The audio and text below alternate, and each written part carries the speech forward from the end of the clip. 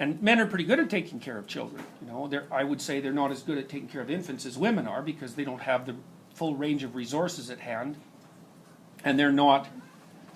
I don't think they have the same kind of immediate intuitive understanding of or attraction to babies that men have.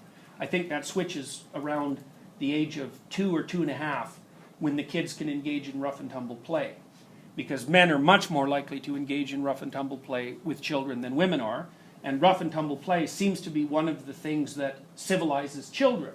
And it's partly because, you know, one of the things that you have to learn when you're a child is what actually hurts you and what can be ignored, and what actually hurts someone else and what can be ignored. And the best way to learn that is in rough and tumble play, because what happens is that if you're playing with a kid, they get more and more excited and they do more and more crazy things until they do something that either hurts them or hurts you, and then you have to say, look, you know, you can't do that. And it's like a dance in a sense, you know, when you're wrestling with a little kid.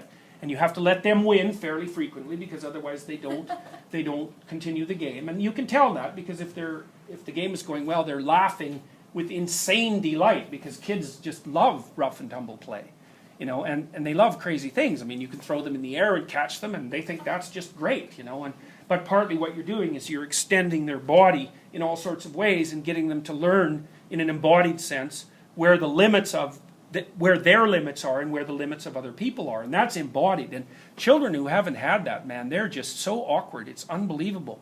You know, they might have some hypothetical sense of how to interact with another person, but they don't have an embodied sense of it, and they can't tell the difference between what hurts them and what doesn't. You know, because often a young child, if they're startled, they'll start to cry.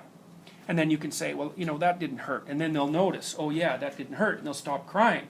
But if they haven't had their limits tested, they'll cry at anything unexpected, even if it doesn't hurt. And that's not good, because if you cry under all conditions, the probability that you'll make friends when you're 3 is like 0, because another kid will start playing with you and maybe play rough. And if you burst into tears, you know, several times, the kid's just going to go somewhere else and find a different playmate. You know, they'll say, you're just a baby.